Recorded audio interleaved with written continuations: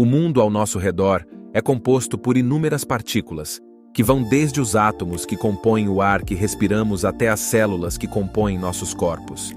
Mas do que essas partículas são feitas e como elas interagem umas com as outras?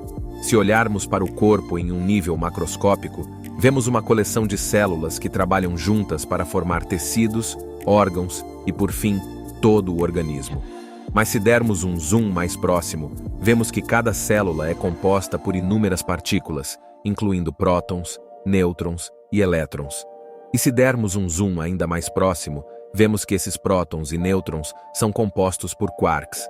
Na verdade, o universo inteiro pode ser pensado como uma vasta coleção de quarks e outras partículas subatômicas, todas interagindo umas com as outras por meio das forças fundamentais da natureza. Essa perfeição é ainda mais notável quando consideramos a história do universo, desde seu nascimento na explosão ardente do Big Bang, até sua expansão e evolução contínuas. Apesar de todo o caos e destruição que ocorreram no universo, as leis fundamentais da natureza permaneceram constantes, fornecendo uma base estável para o surgimento e evolução da vida. É difícil olhar para o céu noturno e não ser impressionado pela perfeição absoluta do universo. Tudo parece ter sido projetado com uma atenção meticulosa até detalhes, desde as inúmeras galáxias e estrelas se estendendo pelo céu até os sistemas intricados e entrelaçados que regem o comportamento do universo. Em nenhum lugar isso é mais aparente do que no delicado equilíbrio das constantes físicas que permitem o surgimento da vida. O universo é assustadoramente, surpreendentemente perfeito como um cenário para a criação da vida. Todas as constantes físicas que regem o comportamento do universo, desde a velocidade da luz até as proporções das 4 forças fundamentais, parecem estar cuidadosamente ajustadas para permitir o surgimento da vida como a conhecemos. Se qualquer uma dessas constantes fosse um pouco diferente, o universo seria inóspito, incapaz de sustentar as reações químicas complexas e os processos biológicos que tornam a vida possível. Esse nível de precisão e ajuste fino levou muitos a se perguntarem por que o universo é tão perfeito. Como todas essas constantes físicas se tornaram tão perfeitamente calibradas para permitir o surgimento da vida? Existe um propósito por trás da perfeição do universo, ou é apenas uma coincidência? Em algum momento, as pessoas ao redor do mundo acreditavam que o universo consistia em uma terra plana cercada pelo Sol, pela Lua e pelas estrelas. Com o tempo, astrônomos antigos perceberam que algumas estrelas não se moviam como as outras e começaram a entender que alguns desses objetos eram planetas. Com o tempo, os astrônomos também passaram a entender que a Terra era de fato redonda e criaram explicações racionalizadas para o comportamento de outros corpos celestes. E na Antiguidade Clássica, os cientistas formularam ideias sobre como ocorria o movimento dos planetas e como todos os corpos celestes se encaixavam. Por cerca de 1400 anos, a humanidade acreditou que a Terra estava no centro de tudo, com o Sol, a Lua, os planetas e as estrelas girando ao redor da Terra, o que chamamos de modelo geocêntrico do universo.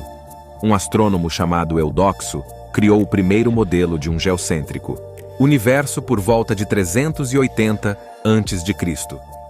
Esse modelo geocêntrico do universo era a visão predominante durante grande parte da história humana, mas não estava isento de problemas.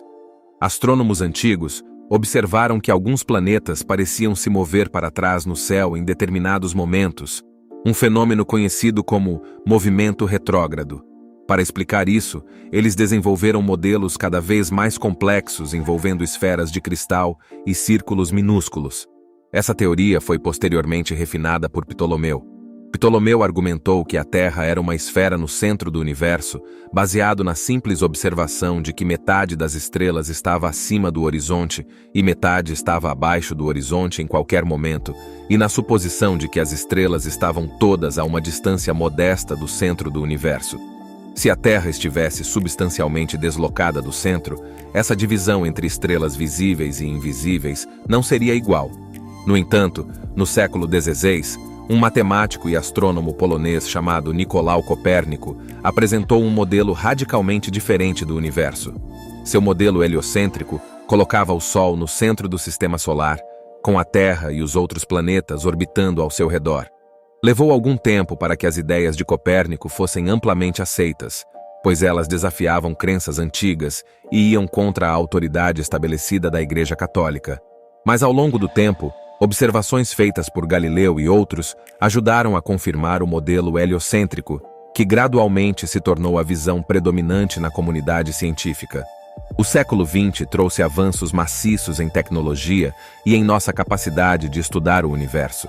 À medida que os astrônomos observavam os céus com telescópios cada vez maiores, ficou claro que o Sol é apenas uma das bilhões de estrelas dentro da nossa galáxia Via Láctea.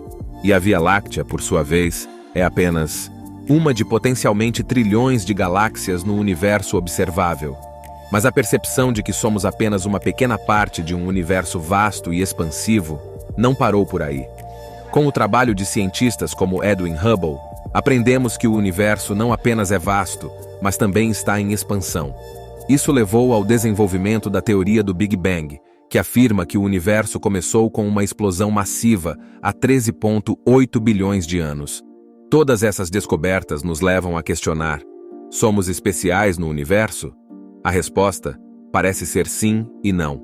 Por um lado, somos apenas uma espécie em um planeta em um universo vasto e em constante expansão. Mas por outro lado, as condições que permitiram nossa existência são incrivelmente específicas e raras. Desde a inclinação do eixo da Terra até o posicionamento preciso da Lua, nosso planeta e seu ambiente circundante são perfeitamente adequados para a vida como a conhecemos. Às vezes, só podemos recorrer às suposições mais básicas de que, independentemente de como o universo possa se comportar, ele se comportou de uma maneira que permitiu o surgimento de observadores inteligentes como nós. Essa linha de pensamento é conhecida como princípio antrópico. Ninguém duvida de que o universo exista, que obedeça a leis fundamentais e que nós, assim como tudo mais neste universo, também obedeçamos a essas mesmas regras. Surgimos naturalmente e, portanto, o universo deve ter propriedades que pelo menos tornem possível, se não obrigatório, o surgimento de observadores inteligentes e vivos como nós.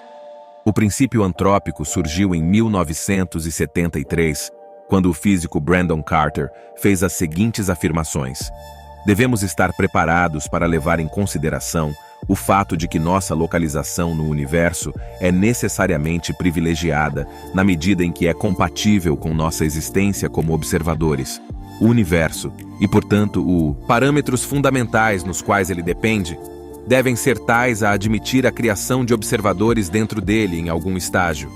A primeira afirmação é agora conhecida como o princípio antrópico fraco, que simplesmente afirma que o universo deve ser tal que poderíamos ter surgido dentro dele. A segunda é chamada de princípio antrópico forte, que afirma que se ninguém surgiu no universo, nunca estaríamos aqui investigando-o. No entanto, essas interpretações do princípio antrópico falharam em reconhecer que a probabilidade não é um absoluto objetivo, mas sim relativa a um conjunto de condições específicas. Uma vez que todas as condições são estabelecidas, a probabilidade de um evento A ocorrer se torna 1 ou 0. Portanto, a existência da vida não implica que o universo seja perfeito. Além disso, depender exclusivamente do princípio antrópico para explicar a perfeição do universo ignora o objetivo fundamental da ciência, que é entender os processos naturais que moldaram nosso universo.